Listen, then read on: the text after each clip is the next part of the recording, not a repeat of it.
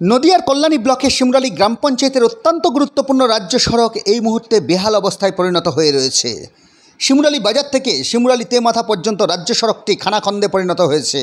হেলদোল নেই প্রশাসনের। বিগত প্রায় এক বছর যাবৎ অত্যন্ত গুরুত্বপূর্ণ রাস্তার এই অংশে অল্প বৃষ্টিতেই খানাখন্দগুলি জলমগ্ন হয়ে যাওয়ার ফলে শিমুরালী গ্রাম পঞ্চায়েতের নাগরিকেরা যানবাহন ছাড়া যাতায়াত করা মূলত অসম্ভব হয়ে পড়েছে। এমনকি মোটর বাইক চালকরা প্রাণ হাতে নিয়ে এই রাস্তা দিয়ে যাতায়াত করতে হয়। খানাখন্দে ভরা এই রাস্তায় যখন তখন ঘটে যেতে পারে দুর্ঘটনা। এই রাস্তাটি শিমুরালী বাজার থেকে 12 নম্বর জাতীয় সড়ক পর্যন্ত একটি গুরুত্বপূর্ণ বাইপাস, পাশাপাশি নরপতিপাড়া হয়ে মদনপুরে মিলিত হয়েছে। ফলে প্রতিদিনই এই রাস্তা দিয়ে শিমুরালীর অধিকাংশ মানুষ যাতায়াত করতে হয়। পঞ্চায়েত প্রশাসন দিনের পর দিন উদাসীন থাকায় দুর্ভোগের শিকার হচ্ছে সাধারণ মানুষেরা। গুরুত্বপূর্ণ রাস্তাটি বর্তমানে নরকে পরিণত হয়েছে।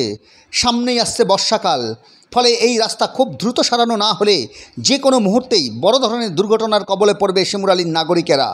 ফলে এই নরক যন্ত্রণার থেকে কবে মুক্তি পাবে সাধারণ মানুষ? এখন দেখার পঞ্চায়েত প্রশাসন কী ভূমিকা পালন করে। আদৌ কি পঞ্চায়েতের ঘুম ভাঙবে তো এই রাস্তা প্রসঙ্গে?